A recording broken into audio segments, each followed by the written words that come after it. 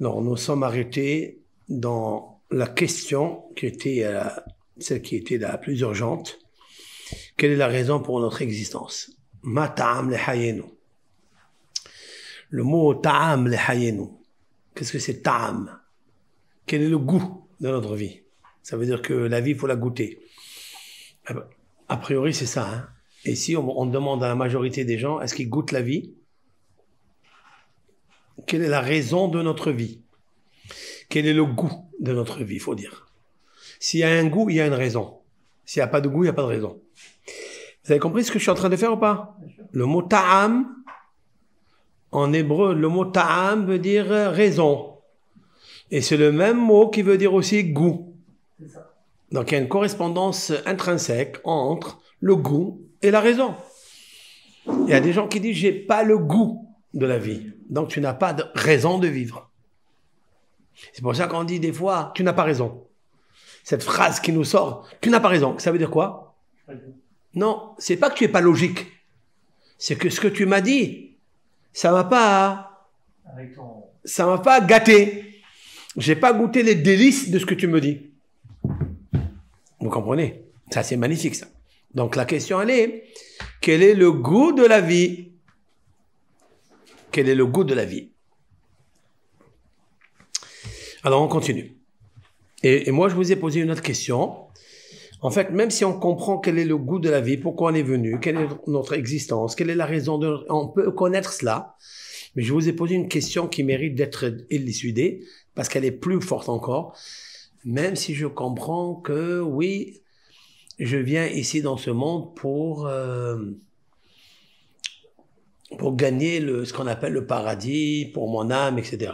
Alors, nous avons expliqué, c'est très important, que même là-haut, c'est ce que tu m'as demandé toi, Abraham, quelle est la raison pour laquelle l'Éternel, il a fait descendre l'Anishama dans un monde? Quel est l'intérêt? L'intérêt, c'est, alors, puisqu'elle était en train de profiter devant l'Éternel, oui, elle profitait devant Hachem, puisque c'est une partie à lui. Donc, c'est une partie à lui, pourquoi elle la fait partir? Ah, mais tu vas me dire quoi? Non, il veut l'amener ici pour des épreuves, etc. Ça veut dire quoi? En fait, quand elle était à côté de lui, elle était la notion féminine. C'est-à-dire, elle recevait. Seulement, elle recevait. Et l'Éternel a voulu faire un bien avec la Neshama pour qu'elle devienne une donatrice. Voilà toutes les raisons de notre existence. Ça, c'est vrai. Donc, j'ai compris que je dois être donateur comme l'Éternel. OK? Maintenant, qu'est-ce que je suis venu faire ici? Pourquoi l'Éternel m'a envoyé? La réponse est, je suis son représentant. L'Éternel a fait passer cette âme du monde des émanations, du monde des formations, création, action. Tu sais pourquoi? Pour le représenter. Sinon, qui aurait parlé de lui? Et la preuve, pendant presque, on va dire, 2000 années, que ça soit la génération de Enoch, la génération de Maboul, le déluge, Sodome et Gomorrhe, Palaga, ils n'ont pas parlé de lui. Ils n'ont pas représenté Dieu. Et quand tu ne représentes pas Dieu, alors qu'est-ce que tu deviens? Tu deviens le receveur. C'est pour ça qu'il n'en fait que recevoir, jusqu'à ce que soit venu qui? Abraham Avinu. Abraham Avinu, il a compris que non. Il a compris que l'Éternel est en fait celui qui a le plus donné au monde et je dois être donateur comme lui. Voilà. Pourquoi? Abraham Avinu, il a ouvert une auberge, d'après certains, il a ouvert un verger et il a commencé à donner. C'est magnifique ça. Donc, si on veut demander qui tu es, tu dois t'attacher à Dieu. Qui est Dieu? Rahoum. Dieu, il est miséricorde. Dieu, il est bon, il est longanime, il s'énerve pas, etc. Toi aussi, tu dois être comme ça. Tu dois représenter Akadosh Baruch Hu. C'est plus grand que Alamaba. Ce que je suis en train de vous dire maintenant, que le fait de représenter l'Éternel, c'est plus grand que le profit de la jouissance de l'âme devant Akadosh Baruch Hu. Vous le savez ce que je suis en train de dire là? Hein? C'est écrit. Ben, c'est pas un problème, c'est écrit. Ça veut dire, Va'ani kirbat Elohim litov. C'est marqué dans les psaumes. Que le roi David dit, moi je veux être proche de Dieu. Ça veut dire quoi? Va'ani et moi, kirbat. Kirbat, ça veut dire je veux m'approcher le plus possible de Elohim. Ça veut dire quoi? Ça veut dire je veux être comme lui. Je veux le représenter. Je veux être celui qui est le représentant de Hachem. Bon, ça c'est un niveau qui est très puissant, mais c'est ça le but. Si quelqu'un il a compris ce deux principes, qu'il est venu pour aider, d'être un donateur comme l'Éternel, alors il a réussi son couple, il a réussi tout. Mais nous allons expliquer de ça. Maintenant, quel est il dit comme ça, Mispar Shenot Hayenu Halalu. Il dit pourquoi on est venu dans ce monde, la durée et le nombre d'années de vie que nous vivons ici dans ce monde. Aolim lanu biyoker kolkar, qui nous coûte très très cher, c'est vrai.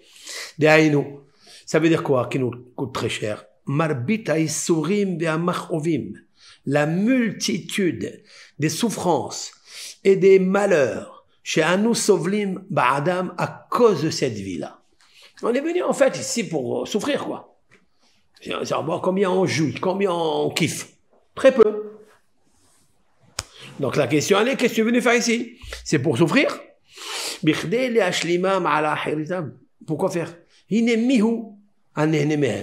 Il dit, qui est l'homme qui profite de ça? Qui? De cette vie-là. Voilà, on s'est arrêté la semaine dernière. Plus précisément, les mi-ani mehane. À qui je fais le profit? Je suis venu ici pour profiter, vivre, mais en fait, qui est-ce en moi qui profite le plus? Si tu viens, tu cherches, il n'y a pas de profit. Tout, c'est des souris, c'est des souffrances, c'est des malheurs, c'est des épreuves, des maladies, des angoisses. C'est ça pour ça que tu es venu dans ce monde? Oui.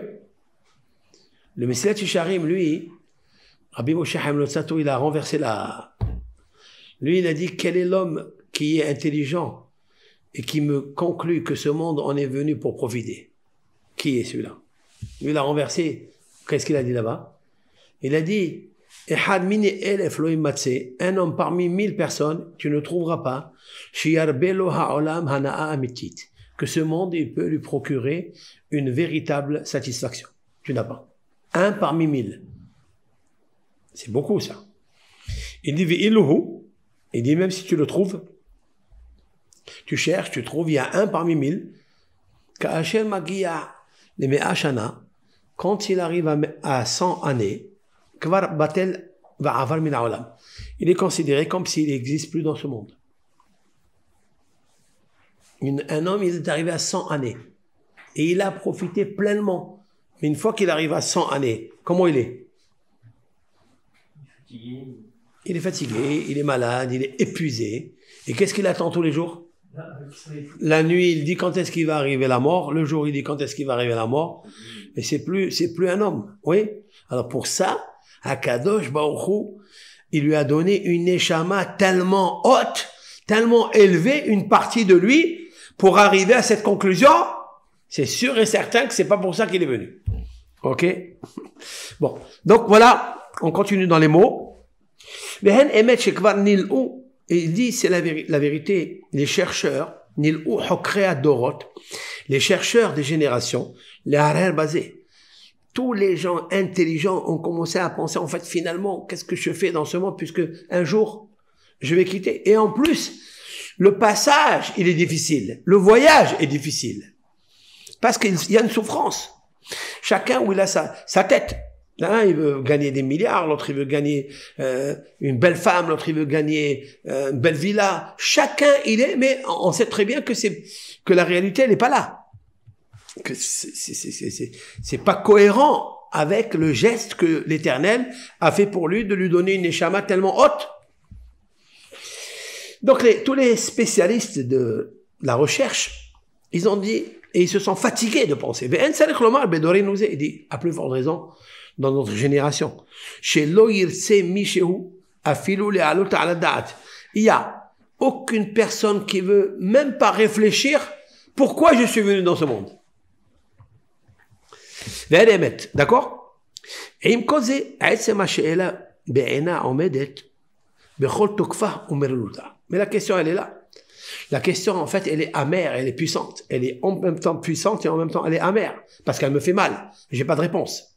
Et même si j'ai la réponse, oui, je ne vois pas que je suis comblé de la réponse. Donc, toutes ces questions-là, il dit, des fois, elle nous dérange. C'est-à-dire, ça veut dire, elle nous rencontre sans qu'on la demande, sans qu'on demande pourquoi. Et elle perce notre cerveau. Elle nous rabaisse jusqu'à la terre. Avant de connaître quelles sont les solutions réelles et adéquates, c'est-à-dire quelle est la réponse que nous avons? C'est de continuer la vie comme hier. Nous sommes dans un courant de vie. Eh ben, c'est comme quelqu'un qui monte sur une vague dans le fleuve, et le fleuve, il le fait traverser dans tous les sens, et il est obligé d'y aller. Eh ben, on n'a pas de réponse, chers amis, on n'a pas de réponse. Comme hier et avant-hier. Ached. Il dit, cependant, les pitron hidas tomazo, pour la solution de l'énigme, de cette énigme, qui est très renfermée, qui est très bouchée, quoi. Diber akatouv, le verset nous a dit dans les psaumes quelque chose. Ta'amu ur'u kitov Adonai.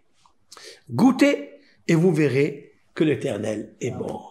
Voilà où commence toute la réponse pourquoi nous sommes dans ce monde. Ta'amu ur'u kitov Adonai. D'accord? Il dit comme ça. Qui mekaime à Torah vers mitzvot kilchatan. Car toutes les personnes qui pratiquent la Torah et les commandements convenablement, voilà, la réponse elle est là. Il dit, fais les mitzvot, étudie la Torah, accomplis ce que l'Éternel a marqué par Moshe Rabbeinu, et tu verras, tu vas goûter. Une fois que tu vas goûter, alors tu vas comprendre qu'est-ce que la vie. Mais si tu le fais pas, alors tu poseras des questions amères qui vont te rendre une vie très, très, très difficile. Une vie où tu as envie vraiment de quitter ce monde et de ne plus rester. Tellement il y a des souffrances. Donc quelle est la réponse, Yoram? C'est quoi la réponse à la question? Il faut connaître Hachem. Pour voir Hachem, pour connaître Hachem, il faut goûter. Ta'amo, oro. Quelqu'un qui n'a pas goûté le sucre, le miel, est-ce qu'il peut dire qu'il n'est pas bon? Ben, nous sommes tous ces gens qui n'ont pas encore goûté le miel de la Torah. Si on goûte le miel, on va voir que c'est tellement bon. Et Hachem, en fait, il est bon, mais il faut le goûter. Comment on le goûte? Par l'étude de sa Torah. Mais ceux qui accomplissent la Torah, ceux qui accomplissent ces mitzvot, ils goûtent Hachem. Ça ne veut pas dire qu'ils n'ont pas des épreuves. Mais lorsque l'épreuve, elle arrive, oui, et l'épreuve, elle lui dit, goûte un petit peu ce goût-là, ce goût de Avera, de péché, oui, il faut que immédiatement, il contrebalance cela avec le goût qu'il a goûté de la Torah. S'il n'a pas goûté le goût de la Torah, il va aller directement au goût et aux délices que le mauvais penchant il va lui proposer. Là, tous les êtres humains, la majorité des personnes dans ce monde basculent dans un goût qui est fade, qui est amer, qui est mauvais, qui est très passager, qui est très fictif. Quelques secondes de plaisir et il disparaît. Quelqu'un qui étudie la Torah, quelqu'un qui pratique les mitzvot et les goûte, attention, pas d'une façon machinale, il les goûte, c'est pour ça qu'il dit ta'amu, goûte et après tu verras. D'accord? Maintenant, vous avez remarqué que la majorité des gens qui étudient la Torah, la majorité des gens qui étudient la Torah, qui font les mitzvot, ils divorcent pas. Attendez, je vais m'expliquer. je dis bien, qui étudient la Torah, qui accomplissent les mitzvot de la Torah. Ça veut dire ils font bien leur Shabbat. Ils apprécient bien leur Shabbat. Ils apprécient bien les lois de pureté familiale. Ils apprécient bien les lois des téphilines et la mezouza et le kiddush, etc. Oui, ils le font bien. Et ils l'ont goûté. Alors le couple, il vit ensemble à merveille. Maintenant, oui, tu peux me dire? Tu as une question? Mais la réponse à ta question, je l'ai déjà. Je l'ai dit. Vous avez des religieux qui divorcent aussi. Quelle est la réponse? Il n'étudie pas assez. Il n'est pas qu'il n'étudie pas assez. Pas du tout. Il n'a pas goûté assez. Pas pareil. Toutes les personnes qui sont froides dans l'étude de la Torah, toutes les personnes qui cherchent autre chose dans l'étude de la Torah, ils cherchent par exemple les honneurs, ils cherchent la connaissance, ça marche pas. Dieu, en fait, la lumière de la Torah n'a pas percé en eux. La lumière de la Torah, ils n'ont pas goûté. Donc s'il n'a pas goûté, il y a à l'intérieur de lui quelque chose qui va le dégoûter. Ou dégoûter ou dégoûter. Donc c'est sûr et certain que c'est très difficile de voir par exemple Gdolé Ador, les grands de la génération qui ont divorcé. C'est très rare, très rare. Pourquoi? Parce que quand il a compris qu'est-ce que c'est un mariage, il a compris qu'Akadosh Baruch Hu lui a envoyé cette femme pour qu'elle puisse l'aider à être un Talmid Chacham, à étudier la Torah, à faire son Shabbat bien comme il faut, à éduquer bien les enfants, à enseigner bien les enfants. C'est ce qu'il veut. C'est là se rapprocher de Dieu, être comme lui, de recevoir et de donner. Qu'est-ce que c'est amour? Qu'est-ce que c'est le mot amour? Vous pouvez me définir que c'est quoi le mot amour? D'après la Torah, quoi. C'est quoi le mot amour? Non. Amour, ahava, cela veut dire ratson, cela veut dire le désir, les kabel, de recevoir, veratson, la tête. C'est la volonté et le désir avec joie de recevoir et de ne pas le garder pour lui et de le dispatcher, de le redonner. Vous comprenez? C'est ça Hachem. Hachem, il a tout. Lui, il reçoit rien. Il est tout donateur. C'est la source du don. C'est la source de l'ashpa, du bien, du désir de donner, de donner. Toi, tu es son représentant dans ce monde très difficile, un monde de souffrance, mais toutes ces souffrances, elles veulent t'amener à un niveau. Quand tu souffres, en fait, tu te dis quoi? Aïe, mon égoïste a très mal. Mon égoïsme, il n'est pas content, il n'est pas heureux, il n'a pas la pêche. Mon égoïsme, il lui manque. Vous comprenez ça? Si tu es dans ce cas, donc tu n'es pas dans l'amour. Tu n'es pas dans l'ahava. L'amour, c'est attaché à Dieu. C'est marqué un verset dans la Torah qu'il faut s'attacher à Dieu? Ou botidbak. Et en lui, tu t'attaches. Le Talmud, il demande une question. Comment tu peux t'attacher à Dieu alors que Dieu est un feu dévorant? Et nous, on est pas ça, madame. Comment la Torah, elle peut écrire un mot qui est très difficile à comprendre? Ou botidbakun, ou botidbak. Devek, c'est quoi devek? C'est la colle. Il dit, l'être humain qui est en chair et en sang, colle-toi à Dieu. Mais qui est le feu? Comment est-ce possible? La réponse? Ça, c'est un autre verset, ça. Je crois que je sais pas, la Gemara dit ça. La Gemara, oui. Moi, dit ça, elle dit que de se... Ouais, c'est quoi? De se coller au Talmidei Chachamim. Oui. Alors, il y a deux Gemarotes très différentes. Il y a deux Talmuds différents. Il y a un, elle dit, Mahu Rahum Afata Rahum. De la même façon que Dieu, il est compassion. Toi aussi, tu dois l'être. Bien, on s'attarde ici. Mahu Mevaker Holim.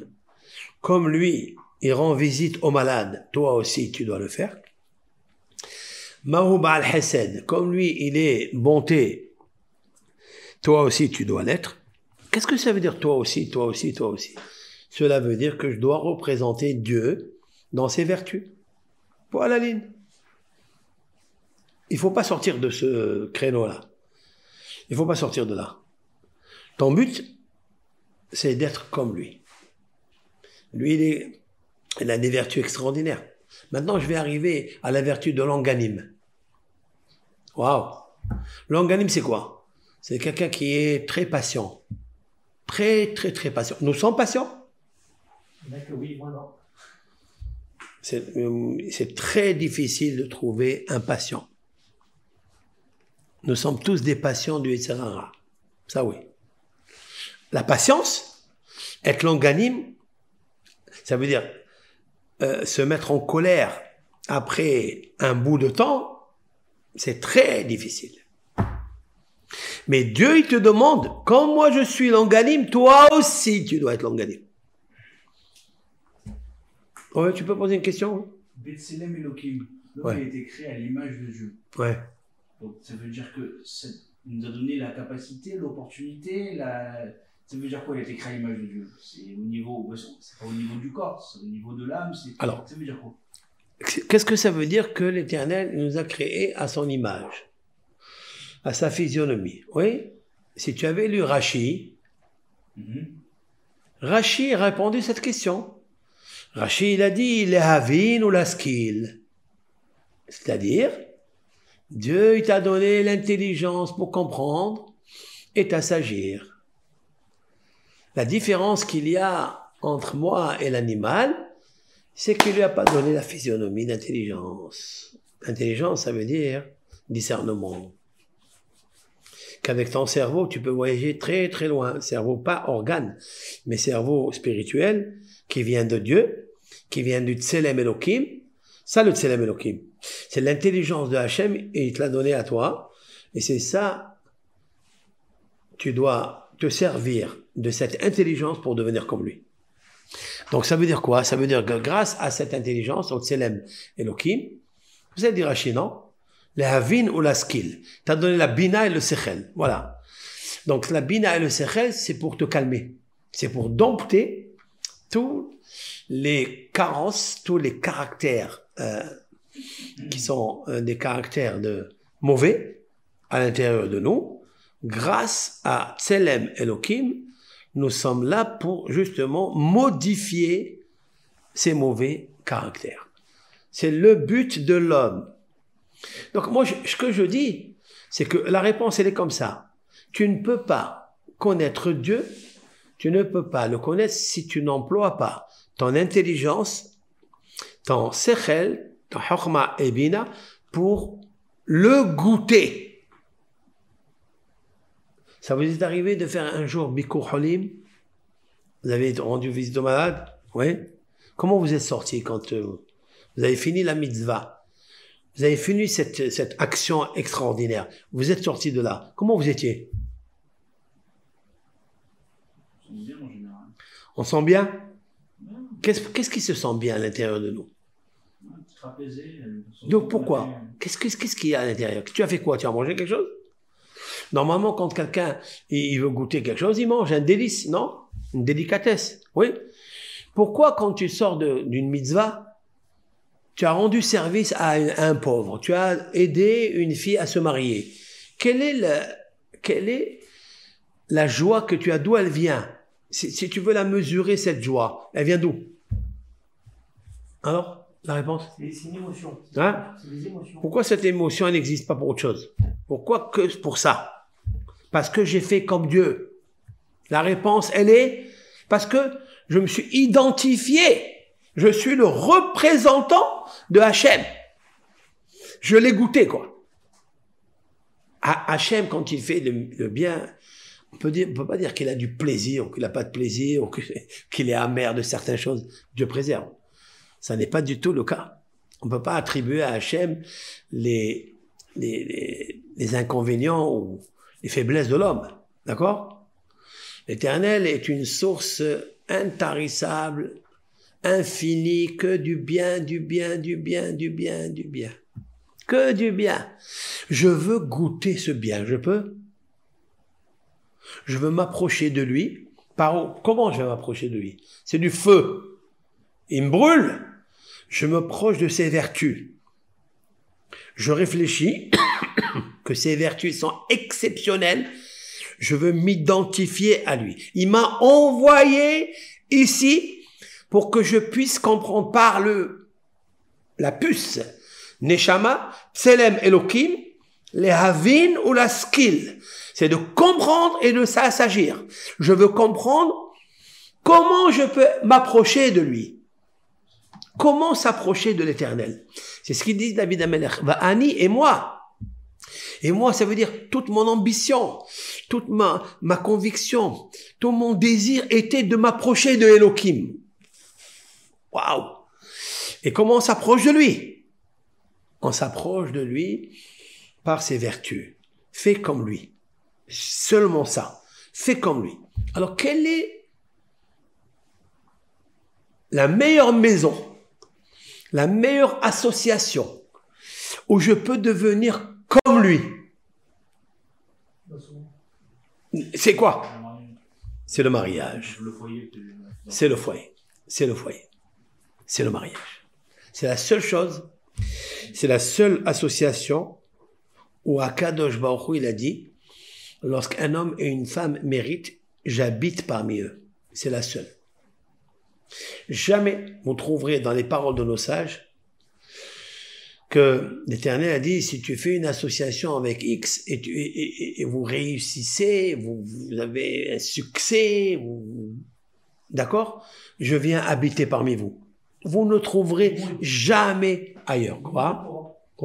Le mot de Torah. Quand il dit, c'est pas un 10, un 10, Shina Benem. Parce que tu as deux dons, c'est quelqu'un qui même il est seul. La Shina vient, c'est pas une étudie. C'est pour ça que quelqu'un qui vraiment t'aime grave, il n'est pas obligé de se marier. Je trouve qu'il y a des cas. Non, jamais, ça n'existe pas. Qu'est-ce que tu as dit, Yoram? Yoram, tu poses une question à ce que j'ai dit. Tu poses une question, voilà, c'est marqué dans les maximes de nos pères. Dans les maximes de nos pères, pas dans la Gemara, ça. Je crois que par contre, c'est parce que ça, c'est pris de la Mishnah. Ok? C'est marqué, d'où on sait qu'une personne qui étudie la Torah, l'Éternel, il est avec lui. Ouais? D'où on sait que deux personnes qui étudient la Torah, l'Éternel, non seulement qu'il étudie avec eux, mais qu'il écrit dans son livre de souvenirs cette discussion agréable qu'il y a entre les deux. D'accord? Ouais? C'est marqué qu'il habite. On dit Shina, Shrouya, Benem. Sherouya, c'est quoi Sherouya? Elle réside. Hein? Elle réside. Elle réside. Là-bas, c'est marqué Darti Benem. Ah. Ça veut dire, c'est sa maison. Shechina, Sherouya, ça veut dire, elle peut venir, elle peut partir. Ah oui. Voilà. Alors, quand tu étudies la Torah, elle est là. Mais quand tu as arrêté d'étudier, elle s'en va. Tandis que le couple, lorsqu'il pratique l'amour entre eux, ça veut dire, lorsque l'homme, il fait tout pour se comparaître à Dieu, d'être compassion, d'être patient, d'être une aide à son couple, sache que Dieu habite avec vous. Il habite dans cette maison. Nous avons vu ça pour une autre chose. Nous avons vu ça dans le Talmud, dans le traité Kiddushin, que tout celui qui honore son père et sa mère, celui qui honore son père et sa mère, Amar HaKadosh Baruch Hu, Ki'ilu Darti Benehem. L'Éternel dit, c'est comparé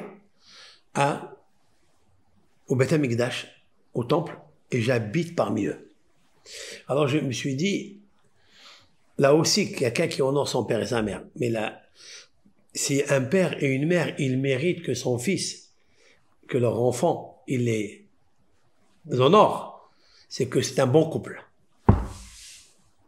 C'est un bon couple. Parce que lorsque le couple, il est extraordinaire, lorsque le mari, il honore son épouse, lorsque l'épouse, elle honore son mari, et elles font comme un Kadosh Baruch Hu, ils sont en compassion, et ils essayent de tout faire pour s'aimer et s'aider. Alors il dit à Klourou, ben, je suis avec vous. Vous saisissez ou pas? C'est la même chose. C'est en fait le couple père et mère qui fait que l'enfant, il les honore. Aujourd'hui, c'est très rare de trouver qu'un enfant, il honore son père et sa mère aveuglement. C'est vrai? C'est très difficile. Très, très, très difficile. Voilà. Quand il grandit, il veut, ça y est, il veut partir de la maison. Une fois qu'il est parti de la maison, il oublie. Combien de fois tu as téléphoné à ton père et à ta mère aujourd'hui? Hier et avant-hier, combien? Combien? Très, très, très peu. Très peu. Sache que ce que tu fais, alors Akadosh Baruch Hu, il va te le faire à toi. Toi aussi, tes enfants, ils t'appelleront pas. Et d'ailleurs, on se demande toujours, il n'a pas appelé. Pourquoi tel, il n'a pas appelé? Pourquoi tel, il n'a pas appelé? Tu sais pourquoi? Parce que tu as fait ça à tes parents. Hein? Toi, tu appelles. Baruch Hashem. Parce que c'est comme ça qu'il faut faire. Il faut les appeler. Ah, tu es marié. Et alors? La Torah n'a pas dit qu'il faut abandonner son père et sa mère. La Torah, elle a dit seulement. C'est vrai qu'elle a dit la Torah quelque chose, non? Qu'est-ce qu'elle a dit la Torah? Alken ya'azov ish et aviv ve'etim. Quand il s'attache, un homme s'attache. Il colle. Lorsqu'il se colle à sa femme, alors, parce qu'il devenait un, quand on se colle, on devient un, ça veut dire qu'ils ont les mêmes midotes, ils s'épousent, chacun il comprend l'autre. Moi, j'ai pensé aller chercher un concombre dans le frigidaire, elle est partie le prendre sans que je lui demande. Ça vous arrive ça? Il y a plein de choses qu'on pense. Ça t'arrive ça? Jamais, hein? C'est comme il y avait deux Hasidim. Le Rav Zoucha avec le Rav Elimelech. Ils marchaient ensemble. Et il y a un qui avait envie de prendre la tabatière, tu vois, de prendre une prise de tabac. Il voulait prendre le tabac, il aimait le tabac. Et l'autre, et donc, Rav Zoucha, il voulait lui demander à son frère, donne-moi la tabatière. Et l'autre, il a lu sa pensée, il a pris la tabatière, il lui a donné, tiens. Mais il lui a dit, je t'ai rien demandé, il lui a dit, mais c'est pas pour ça, c'est pas pour rien qu'on est des frères. Ça veut dire, on vit la même chose, on pense la même chose. C'est cohérent. J'ai pas besoin de te demander des choses pour le faire. Parce qu'on est, où est ce couple-là? Alors, il existe des tzadikim. Il existe des qui ont goûté ça dans leur vie.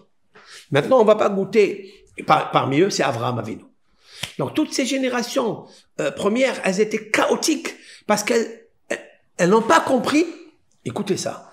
Elles n'ont pas compris que l'Éternel leur a mis une âme en eux, en elles, ces générations ou ces hommes, en fait, pour qu'ils soient, eux, le représentant de Hachem.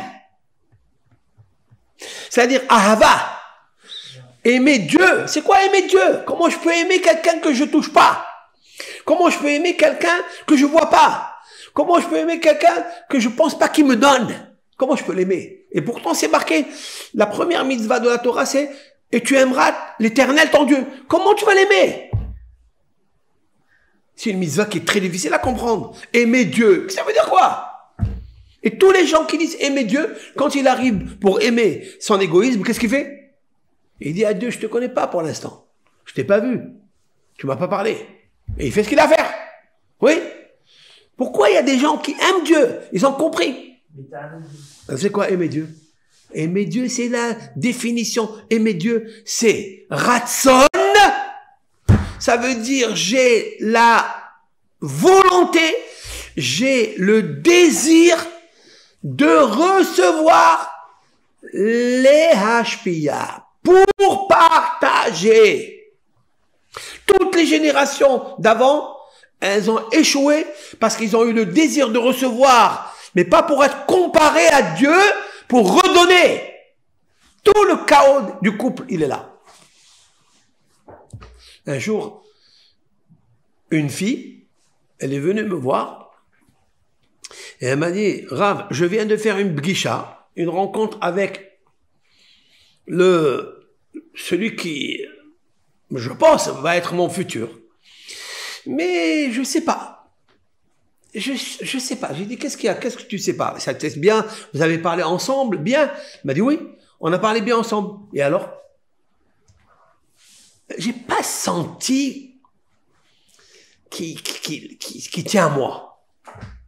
J'ai pas senti vraiment qu'il tenait à moi. Alors je lui dis, écoute-moi bien. Qui est-ce qui a payé La banane. Hein? Le repas. Le repas. Pas le repas, ils étaient dans un restaurant, peut-être le repas ou le verre. Et elle m'a dit, ben, chacun, il a payé son repas. Oh là là! Je suis entendu sur Elle dit, chacun, il a payé son repas. C'est-à-dire, quand ils ont bu un pot, et quand ils ont fini le pot, lui, il a fait un pot d'échappement. Il s'est taillé. Il a fait un pot d'échappement. Il s'est taillé. Je lui ai dit, waouh! S'il s'est taillé, j'ai dit, tu arrêtes. Je lui ai dit, tout de suite, tu arrêtes. Et je lui ai dit, peut-être que ça n'a pas marché entre vous, etc. Elle m'a dit, je sais pas. Mais en tous les cas, c'est ce que j'ai senti que... Alors, je lui ai dit, voilà. Avant qu'une personne se marie, que ce soit un garçon ou une fille, il y a une phrase qu'il faut savoir. Une. Laquelle? Lorsque Adam Arishon, l'Éternel lui a présenté Hava, qu'est-ce qu'il a dit à Adam Arishon? Il a dit une phrase qu'il faut bien rentrer à la tête, à l'intérieur, et c'est ça en fait tout le but de notre cours. Il lui a dit, c'est quoi? Tu es l'os de mes os et la chair de ma chair. Celle-là, on peut l'appeler une femme. Parce qu'elle est extraite, la suite. Celle-là, je l'appellerai Isha, la femme, qui met Ish Lukohazot, parce que de l'homme, elle a été extraite. Ouh là là là. Ça veut dire que si la femme, elle voit qu'il y a l'os de son mari à l'intérieur d'elle, c'est là qu'est l'os. Ça, c'est bon. Quand il est prêt à te donner tout. Si tu fais un compte bancaire à part, si quelqu'un veut prendre son compte à part, il faut savoir qu'il a la volonté de recevoir, mais pas pour partager. Donc tu n'es pas à l'image de Dieu. Et c'est ça la différence entre le Tselem Elohim et le Tselem Behema. La Behema, c'est quoi la Behema? C'est l'homme égoïste. Qu'est-ce qu'elle cherche l'animal? Elle cherche à avoir tout pour elle. Elle partage? Rien. Elle partage rien du tout. Plus que ça. J'ai 2 tourterelles qui viennent dans le jardin. Chez moi, tourterelles. Il y a une, c'est un couple, hein. C'est un couple. Et je lui donne des sésames à manger, etc. Maintenant, il y a un voisin à elle, à cette tourterelle-là, qui est très méchant. Et depuis que moi je les sers à ce couple, lui, il vient avec sa force et il la fait dégager. Ah, ça doit être un mâle ou une femelle, très jalouse. Je peux pas faire la différence. Elle vient, elle se bat avec elle jusqu'à ce qu'elle la balance. Et elle prend tous les grains que je lui pose. Qu'est-ce que j'ai fait? Hein? Je l'ai appelé, je lui ai donné à manger dans les mains. J'ai pris des sésames, parce que je ne sais pas qui sont ces âmes. Alors je lui ai dit, ouvre-toi, sésame. Tiens, elle mange. Je peux t'envoyer la vidéo? Je t'ai envoyé la vidéo? Non. C'est incroyable. Je lui donne à manger comme ça, l'autre, elle peut pas venir me voir. L'autre, elle a peur que je l'attrape. Mais celle-là, elle vient, elle mange dans ma main. C'est incroyable. C'est magnifique, ça, c'est beau. Habituellement, les volatiles ont peur. Surtout les tourterelles, c'est sauvage. D'accord? On peut pas les éduquer, on peut pas les apprivoiser. Mais voilà, je vous montre la vidéo, peut-être je ferai un petit cours sur ça, ça serait magnifique. En tous les cas, qu'est-ce que j'ai vu de là? La jalousie. Qu'est-ce qu'elle veut, cette femelle-là qui arrive? Qu'est-ce qu'elle veut? Elle veut tout manger pour elle. Nous sommes comme ça. Si on ne travaille pas, que le but de l'homme, c'est de partager, alors comment on arrive? Il a dit, Ta'amour ou kitov Hashem. Alors il faut savoir que pour partager, il faut d'abord goûter Dieu. Wow. Parce que quand tu le goûtes, tu le vois. Qu'est-ce que tu le vois? C'est marqué, non? Ta'amour ou kitov Hashem. Tu vois qu'il est bon. Et tu veux cette bonté-là. Et quelle est la bonté? C'est quand tu partages. Alors tu es bon. Alors tu le vois et alors tu peux tout donner. Vous comprenez ça? Toutes les personnes qui n'ont pas encore goûté Dieu ne donnent rien. D'ailleurs, dans des couples, Combien de fois tu entends, moi j'ai tout donné, moi j'ai essayé de faire des sacrifices, il m'a rien fait, il m'a rien donné. D'où ça vient ça? Ça vient parce qu'il n'a pas goûté Dieu. T'as amour, il faut goûter Dieu. Qu'est-ce qu'il dit cette phrase-là? Le roi David, il a compris tout, le roi David. Tout. Maintenant on continue. Aval vadaï miche adaï lo ta'am et ta'haim. Mais si quelqu'un n'a pas encore goûté la vie, chez le kiyum Torah ou mitzvot, celle de l'accomplissement de la Torah. Alors, quand j'ai dit je goûte Dieu, ça veut dire quoi? Je goûte la Torah. Je goûte le miela de la Torah. Si tu le goûtes pas, tu ne peux pas le voir. C'est impossible. Quand quelqu'un n'a pas accompli les mitzvot, c'est très difficile. Il faut savoir quelque chose. Que dans le couple, avant de se marier, il faut savoir le niveau religieux qu'ils ont ensemble. Ça, c'est sûr et certain. On ne peut pas coller l'un avec l'autre. On peut pas dire, ah, Dieu, il a prévu depuis 40 jours avant la formation du fœtus, il a prévu une fille de tel pour un tel. Oh, attends. On se calme, d'accord? On va vérifier d'abord la vérification. Quelle est la mesure d'envie, de goût que tu as quand tu mets tes téphilines? Tu peux m'expliquer? Quand tu mets les phylactères, d'abord, est-ce que tu les mets? Est-ce que ça veut dire quoi? Mais qu'est-ce que ça va avec le mariage? Le mariage, c'est s'aimer. Le mariage, c'est de faire plaisir un à l'autre. Non. Le mariage, c'est pas de faire plaisir un à l'autre. Le mariage, c'est de faire descendre le plus grand bonheur à l'intérieur du plaisir de l'un à l'autre. C'est Dieu. Si tu ne goûtes pas Dieu dans les téphilines, tu peux pas goûter ton époux ou ton épouse dans le mariage. Et si tu la goûtes pas, alors tu te dégoûtes. Parce que tu n'as pas compris que la mitzvah, qu'est-ce qu'elle fait la mitzvah des téphilines? Qu'est-ce qu'elle fait la mitzvah des téphilines? Allez, nous les hommes, tous les jours, depuis bar mitzvah. Mais il y a alliance. Hein? Quelle alliance il y a? Quelle alliance il y a? Qu'est-ce qu'on dit? On dit qu'on s'appelle les Ok. Comment c'est marqué dans la Torah quand je mets les phylactères? Hein? Le cuir. D'accord? La ceinture de cuir. Quand je la mets sur la main, comment c'est marqué dans la Torah? Ukshartam les hot al yadecha. Oui? Tu attacheras comme signe sur ta main. Vehayu le totafod ben, et qu'il soit un signe sur la fontanelle. Et il y a une question ici. Lorsque j'ai mis les téphilines en haut, je les attache, non? Pourquoi la Torah n'a pas dit et tu attacheras les téphilines sur ta tête?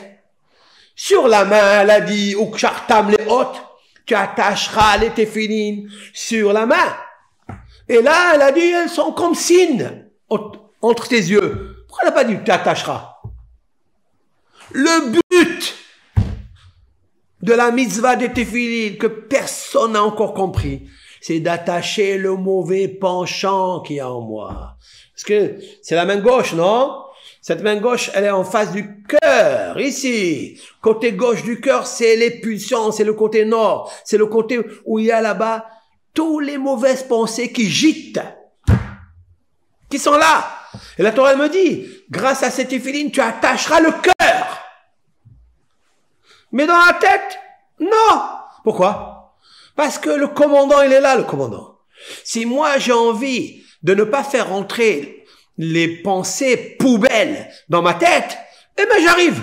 Parce que l'Éternel, il m'a donné Tselem, Elohim, les Havin, Laskin. Parce que grâce à ça, je peux rentrer, contempler, visiter les beaux trésors de Dieu. Grâce à mon cerveau, pas grâce à mon cœur. Parce que mon cœur, il est trop attaché à ce monde. Il est trop attaché. Je veux encore et encore et encore. Jamais je suis satisfait. Tandis que la tête, elle peut aller comme signe et consigne. Aller vers Akadosh Baruch Hu et recevoir de lui le bon. Tandis que le cœur, il est trop attaché. La Torah te dit, tu attacheras les phylactères dans ton cœur. Waouh! Il faut attacher. Alors comment, quand on se marie, on s'attache pas? Pourquoi? Parce qu'on est encore attaché à des choses du passé. On n'a pas encore goûté à Kadosh Baruch Hu. Comment tu vas le goûter? Mitzvat Torah. Bien sûr qu'un hatan qui étudie un peu de Torah, qui va au Beth Midrash et qui étudie, mais c'est exceptionnel. Pourquoi? Parce que en fait, il va amplifier la fréquence conscience de son cerveau, par lequel il va connecter à Hachem. Il va se connecter avec Akadosh Baruch Hu. Et quand il va arriver dans le couple des petites frictions ou des grosses disputes des fois, il sait comment se dompter, il sait contrôler, il sait qu'est-ce que c'est le self-service, de se contrôler. Pourquoi il doit se contrôler? Parce que Dieu, il se contrôle. Dieu, il est amour. Dieu, il est compassion. Dieu, il est longanime. Je veux être comme lui. Je veux le représenter. Oula! Tu sais qu'est-ce qu'elle doit demander une kala à son hatan quand il se rencontre? Elle doit lui dire, j'ai une question à te demander. Est-ce que tu représentes Dieu? Et on verra la réponse. Un homme sans femme, c'est pas un homme. Donc il n'a pas encore goûté, lui. Où c'est marqué dans la Gemara? Quelle Gemara c'est marqué un homme sans femme, c'est pas un homme? Je ne me rappelle plus, mais Shmisama, c'est la Kiddushin, ici dans Even Hazer, je crois que c'est Siman Aleph ou Bet. Ça c'est vrai, dans Even Hazer, ça c'est marqué dans le traité Evamot, page 62b. Ah, d'accord. Quel? Un homme sans femme, Un homme sans femme n'est pas un homme. Même pas un demi-homme. Mais, c'est pas comme Ben Hazak. mais il y a un psikta qui dit, de Rabbi Shimon Bar Yochai, il dit, un homme sans femme, oui, n'est pas un homme. Mais les deux sans Dieu, ils ne sont rien du tout. Les deux, l'homme et la femme sans Dieu, ils ne sont rien du tout. Et Vanta, qu'est-ce que ça veut dire sans Dieu? Sans les vertus de Dieu. Donc maintenant, c'est sûr et certain, oui. Je vous pose une question. Il y a plein de gens, le couple, ils sont bien, ils sont heureux, en tout cas de ce qu'ils a l'air. Ah, de ce qui a l'air. Ouais. L'air n'est pas la chanson. Non, mais ils vivent, ils sont grands-parents et ainsi de suite. Non, mais pour autant, ils ne sont pas du tout dans la Torah. Mais ouais, mais même. Oh, tu as... Attends. Il y aura, pose ta question bien. Ils sont ni représentants de Dieu, ni rien du tout. Ils ni font le Shabbat, ni rien du tout, ni... Donc, ils ne savent même pas qu'il est d'Archie Bénéem. Ah, tu as une bonne question. Oui, il n'y a pas d'Archie Bénéem, je sais. Ouais, ça veut dire que c'est un couple qui a décidé d'être tranquille. La religion, on la met de côté. Et ça, d'accord, ok. Alors, ok, ça va. Ça, c'est comme la question qui m'a posé quelqu'un. Pourquoi telle et telle personne, elle souffre? C'est le cours d'aujourd'hui. Ce matin, j'ai envoyé un petit cours sur ça. Le potier, tu connais le potier? Ouais, Dieu, c'est le potier. Hein, quelqu'un m'a demandé, mais comment ça se fait que lui, il n'a pas d'épreuves comme le tien? Ouais. Et tel couple, il vit que des souffrances, ils se disputent, ils reprennent, ils doivent divorcer, ils reprennent. Je lui ai dit, écoute bien, ces deux-là, ils sont attachés à une religion, ils sont attachés à la crainte de Dieu. Et là où il y a la crainte de Dieu, en contrepartie, en parallélisme, il y a la force du mal. Donc le mal, il est là pour les mettre à l'épreuve et qu'ils doivent se dominer, ils doivent se contrôler, ils doivent combattre leur Yetzer Hara et toujours de continuer ensemble à étudier, à éduquer leurs enfants dans la Torah, à pratiquer les mitzvot de la Torah, leur Shabbat, mais il va y avoir des difficultés. Vous croyez que le Yetzer Hara, le mauvais penchant, le Satan, il va les laisser vivre comme ça, monter spirituellement pour être représentant de Dieu? Pas du tout. Il est né, il est fait, lui, exprès. Dieu, il a créé Yetzer Hara. C'est quoi Yetzer Hara? Yetzer, créé mauvais. Qu'est-ce que ça veut dire créé? Qui l'a créé? Un créateur. Même son créateur, Yotzro, son créateur, Keraora. Yetzer Hara, Yotzro, Keraora. Son créateur l'a appelé mauvais. C'est le créateur Hachem qui l'a appelé mauvais. Alors pourquoi tu l'as créé? Tu me dis d'un côté de faire la Torah, de faire la mitzvot, de ne pas toucher une fille qui n'est pas encore dans le mikvé, qui n'est pas encore mariée. Et qu'est-ce que tu me mets? De l'autre côté, tu me mets le mal pour aller la toucher. Oui. Oui. Parce que jusqu'à maintenant, tu es féminin. Jusqu'à maintenant, tu es une âme féminine. Quand tu étais avec moi, tu recevais, tu recevais, tu recevais. Maintenant, écoute-moi bien. Maintenant, je vais te dire de recevoir et ne pas recevoir. Je t'ai mis le Israra pour recevoir et toi, tu dois être masculin et je vais avoir la force comme un masculin, comme un homme et je vais maîtriser mes pulsions. Voilà ce que ça veut dire. Tandis que le couple qui vit sans Torah, sans goûter Hachem, ils ne connaissent pas la vérité. Ça veut dire quoi? Ça veut dire qu'ils ont plus de mérite. Ils n'ont pas beau, peut-être très peu de mérite. Très peu. Parce qu'ils disent, nous, on a enlevé toutes les barrières, on a enlevé tous les interdits, nous voulons que recevoir. Mais si le mari lui dit, moi je veux pas aller en vacances avec toi. Je veux pas aller en vacances avec toi. Mais pourquoi je veux pas aller? Parce qu'on va être dans la même chambre. Alors elle dit, oui, il faut que tu viennes parce qu'on va être dans la même chambre. Qu'est-ce qu'il fait? Qu'est-ce qu'il fait lui? S'il est un homme de Torah, s'il a peur de Dieu, il sait que ce mariage, il va succomber. Parce qu'il va aller, qu'est-ce qu'il vous croyez quoi? Il va la regarder dans les yeux? Le Serara, il va lui faire les péchés. Et alors, qu'est-ce qu'il va dire à Dieu? Donc il dit non, moi je veux pas y aller. Ah, le couple, il risque de se déchirer. Ce sont deux garçons, un garçon et une fille qui sont en plein essor, bon essor, mais elle lui dit non, il faut que tu viennes avec moi au mariage, là-bas. Oh, comment ça s'appelle? À ce mariage, l'hôtel, on va dormir dans la même chambre. Il dit non, mais on fait une chambre à part. Pour ne pas que Hasbe Shalom, on tombe dans le piège. On va faire du tsar à la Shekhinah. Il dit non, non, moi tu fais pas, ça suffit. Moi je peux pas accepter ça. Qu'est-ce qu'il fait? Qu'est-ce qu'il doit faire? Qu'est-ce que la logique elle nous dit? Ben qu'il n'a qu'à aller. Et lui il dit non. Qu'est-ce qu'on fait? On casse le couple? Moi j'aurais dit casse le couple. Hein? Casse le couple. Moi, j'ai pas dit casse le couple. Jamais on dit casse le couple. Ils ne sont pas mariés. D'accord. C'est leurs hasards. Non, mais bientôt.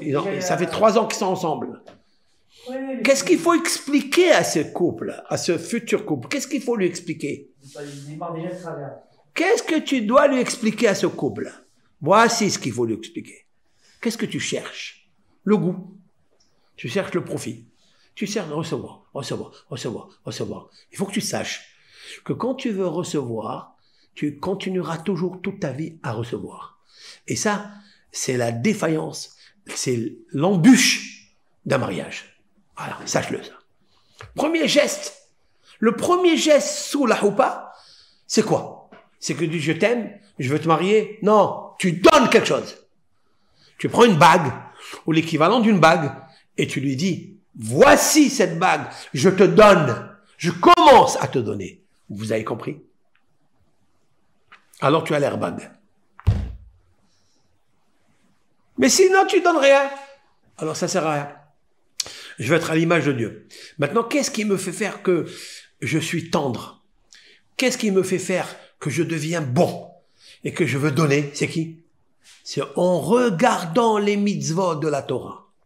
En visitant, contemplant la lumière, le miel, le miela qu'il y a dans la Torah, mais tu le goûtes. Tu le goûtes. Il est en toi. Tu peux plus te séparer. Et ce miel, c'est quoi? C'est de s'approcher de Hachem. Comment on s'approche de Hachem? En donnant à l'autre comme Dieu il donne. Parce que je le représente. Ça, il faut le répéter, le répéter, le répéter. Sache, quand est-ce qu'il t'arrive des soucis dans ta vie? Vous pouvez m'écouter là? À quel moment il t'arrive des soucis dans la vie? Où tu es amer, tu n'en peux plus. À quel moment? Quand la journée d'avant, tu as que profité pour toi. Sache-le ça. Ça veut dire quoi? Ça veut dire que hier et avant-hier, tu as pris, tu as reçu. Tu n'as rien donné. Tu n'as pas partagé au moins. Sache que les soucis arrivent. Pourquoi? Parce que la Shekhinah s'est éloignée de toi. Le but pour lequel Dieu il a mis la puce âme à l'intérieur de toi, c'est que pour te deviens masculine, pas féminine. Tu étais féminine, tu recevais déjà. Quand tu étais jadis à proximité de Dieu, dans ton existence, tu as existé autant qu'une force féminine de recevoir. Tu avais une matrice en te donner, tu avais une bouche en te donner. Si tu es venu ici, c'est pour devenir une force masculine. Donc si hier et avant-hier, tu es restée féminine, alors qu'est-ce qu'il fait Dieu? Il dit, mais qu'est-ce que je fais chez toi? Je t'ai pas amené pour ça, je t'aurais laissé en haut avec moi. Mais regardez un homme dans sa vie quand il fait une journée pleine d'actions. Il a donné, il a aidé, il a vu sur les réseaux, il a vu, il faut aider cette fille. Hein? Il est plein. Il est plein! Et il se plaint pas. Et il donne. Il est heureux. Pourquoi il est heureux? Qu'est-ce qu'il a fait? Il a mangé quelque chose? Il a acquis quelque chose? Rien. Il a acquis d'être proche de Dieu. J'ai maintenant accompli, je suis le représentant de Dieu. Ah, ça, pour moi, c'est magnifique, ça. Oui. Par rapport à ça, pourquoi alors on dit que Yitzhak Avinu, Oui, Yitzhak Avinu. jusqu'à 37 ans, il avait une échama de femme? C'est ça que j'ai entendu. Quel est le... Ouais, ben, Qu'est-ce que ça a à voir avec Yitzhak Avinu? Vous avez dit jusqu'à maintenant, alors, par rapport à ce que j'ai compris maintenant, vous avez dit qu'il ne faut pas qu'on soit comme... il faut un côté masculin, c'est de donner. Quelqu'un qui n'est pas bien, C'est la noblesse. Shina, il est parti, c'est parce qu'il était côté féminin. Tous les jours, il reçoit. Il va recevoir. Donc, est-ce que c'est un rapport avec Yitzhak Avinu? Puisqu'à l'âge de 37 ans, on dit qu'il avait des chamans Nekeva, féminine. Donc, c'est quoi? Il recevait jusqu'à 37 ans? Comment ça se passait? Tu as posé une question qui est subatomique, là. C'est une question subatomique. Alors, Yitzhak Avinu, il s'est jamais marié. La question, elle se pose. Je vais expliquer ta question. Yitzhak Avinu, il s'est pas marié. La question, elle est deux choses l'une. Papa, tu attends 37 ans pour aller le marier. C'est quoi ça? Et Yitzhak, toi-même, quand tu as atteint l'âge de 18 ans, c'est marqué qu'il faut se marier. Pourquoi tu n'as pas cherché? Voilà la question qui se pose. Quelle est la réponse? La réponse, elle est comme ça. Avraham Avinu, il sait que son fils Yitzhak, la neshama de son zivouk, n'est pas encore né dans ce monde. Vous écoutez? Suivez-moi ce que je veux dire là. Mais on ne s'est pas éloigné du cours. Hein. Je vais te dire quelque chose de très beau, très fin et profond. Avraham Avinu, étant donné qu'il est le serviteur de Dieu, le représentant de Dieu, Dieu lui a communiqué la prophétie. Il sait que l'âme qui est en Yitzhak est une âme féminine. Et que son zivouk, son âme sœur, qui ont déjà préexisté dans le ciel, c'est-à-dire Rivka et Yitzhak, étaient des âmes exceptionnelles les deux. Sauf que lorsque Yitzhak est descendu dans ce monde, il est descendu par des grosses difficultés. Très grosses difficultés. Pour le faire sortir à Yitzhak, ça a mis combien d'années de mariage entre Sarah et Abraham? Elle s'est mariée à l'âge de 15 ans et elle a accouché à combien? 90 ans. Donc, il y a 75 ans de mariage sans avoir un enfant. Pourquoi, Hachem,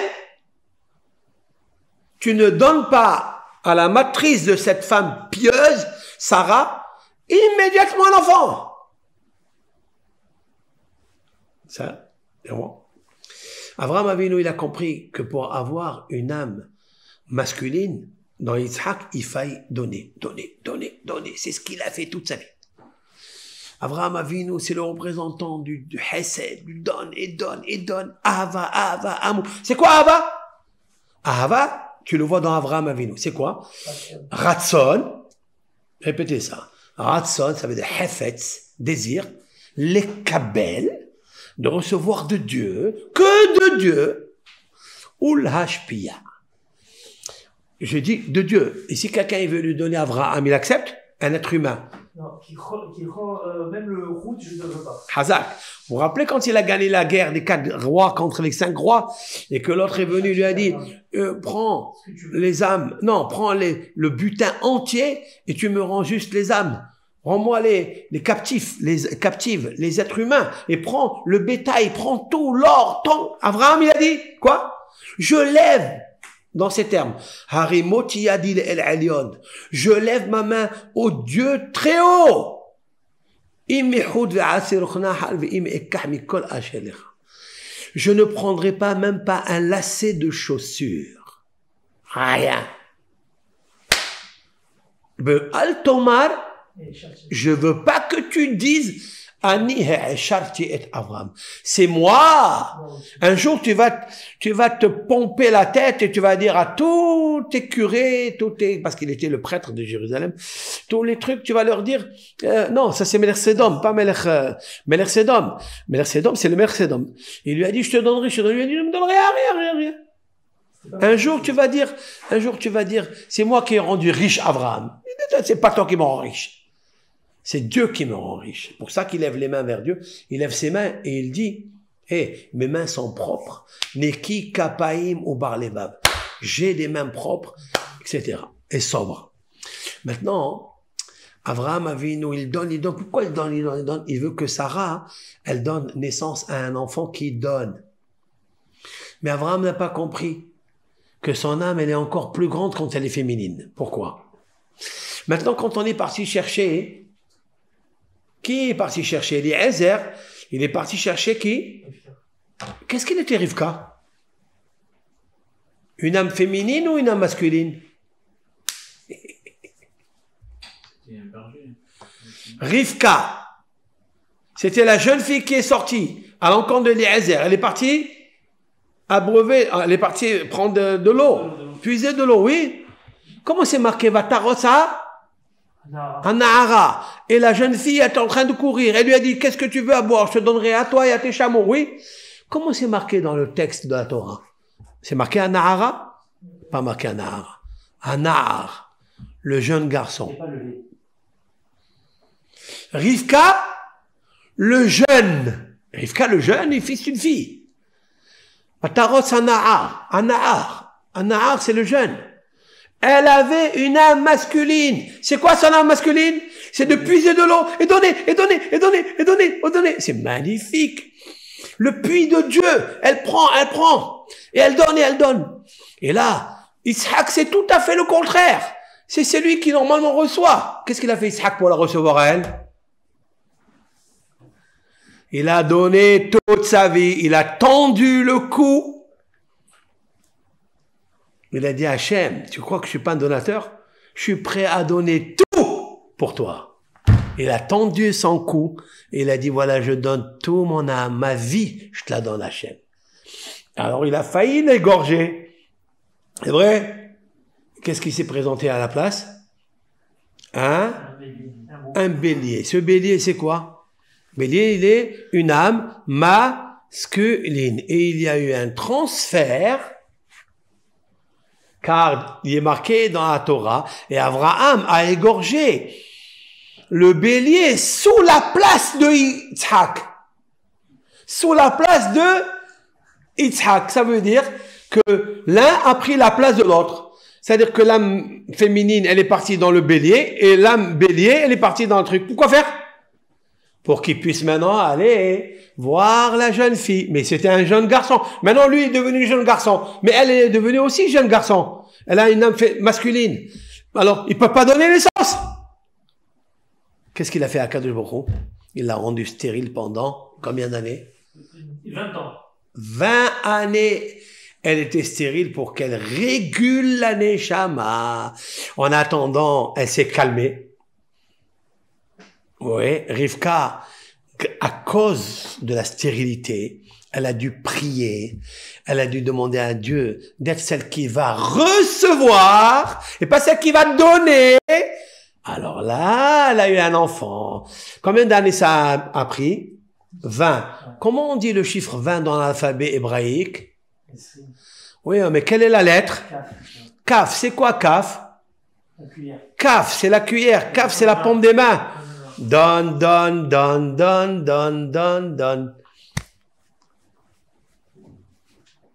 Donne. Avec la paume des mains, on donne. Et une fois qu'elle a régulé l'âme féminine, l'âme masculine en devenant une femme féminine, alors elle est tombée enceinte. Qu'est-ce que j'apprends de là? Voilà, c'est une réponse à beaucoup de couples, malheureusement, qui sont stériles. Et quand tu cherches la cause de la stérilité, la réponse, elle vient d'atterrir. C'est parce que l'homme, il doit donner. C'est pas la femme qui doit donner. Elle doit recevoir pour après partager les 271 jours de grossesse et toute la vie. Elle doit s'éduquer et éduquer ses enfants, travailler et donner. Mais c'est lui qui doit le premier donner. Et lorsque c'est comme ça, comme le soleil, il donne, la lune, elle reçoit et elle donne les étoiles. Parce que la lune, elle est nulle. Elle s'en va, elle revient, elle repart, elle grossit, elle tombe enceinte, après elle fait des fausses couches, tac, tac, tac. Et elle a besoin du soleil pour éclairer la nuit, pour qu'elle puisse donner l'éclairage à ses enfants. C'est ça le couple. C'est donner et recevoir recevoir et donner. C'est ça qu'on est venu. Mais tout ça c'est bien, il faut d'abord goûter. Kol Tov, bracha, ve'atzlaha, pour ce cours. On a fait 2 lignes, hein. On n'a pas fait beaucoup. C'était puissant. Mais c'est concentré. 2 lignes. Baruch Hashem. Alors, en tous les cas, bravo pour ceux et celles qui nous écoutent, qui sont avec nous. Baruch Hashem. En tous les cas, bravo. Que Hashem vous bénisse. Que Hashem vous donne toute la santé, le bonheur, prospérité. Et voilà. C'est un cours un petit peu abstrait, mais en même temps expérimenté. Voilà. Bracha ve'atzlaha. Kol Tov.